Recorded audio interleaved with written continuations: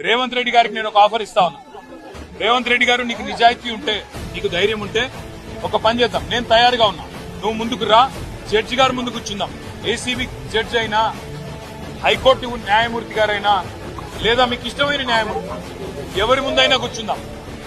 మీ మీద ACB case ఉంది, నా మీద ఏసీబీ కేసు ఉంది. నీ మీద ఈడీ ఛార్జ్ షీట్ చేసింది, నా మీద ఈడీ విచారణ జరుగుతున్నది. మీరు మొత్తం ఈ టీవీలు అన్నీ ఉన్నాయి కదా, మొత్తం మీడియా ఉంది కదా, లైవ్ టీవీ పెట్టండి.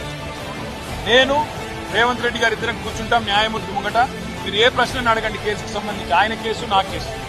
ఇద్దరికి లై డిటెక్టర్ పరీక్ష పెట్టండి. ఇద్దరికి కూడా లై డిటెక్టర్ పరీక్ష పెట్టండి.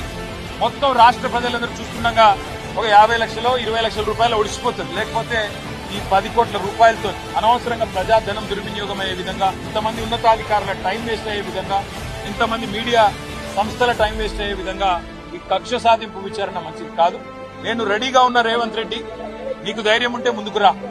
నీ జూబ్లీహిల్స్ ప్యాలెస్ లో అయినా సరే, లేదా న్యాయమూర్తి ఇంట్లో అయినా సరే, ఏసీబీ న్యాయమూర్తి ఇంట్లో అయినా సరే, కోర్టులో అయినా సరే, లేదా ఈడీ ఆఫీస్ లో అయినా సరే, ఎక్కడైనా నేను లై డిటెక్టర్ పరీక్షకు సిద్ధం. నువ్వు కూడా రా, ఇద్దరం కూర్చుందాం. దొంగెవరో, ఎవరేందో, ఎవరి నిజాయితీ ఏందో రాష్ట్రం మొత్తం చూస్తుంది. నీకు ధైర్యం ఉంటే వెంటనే నిర్ణయం తీసుకో.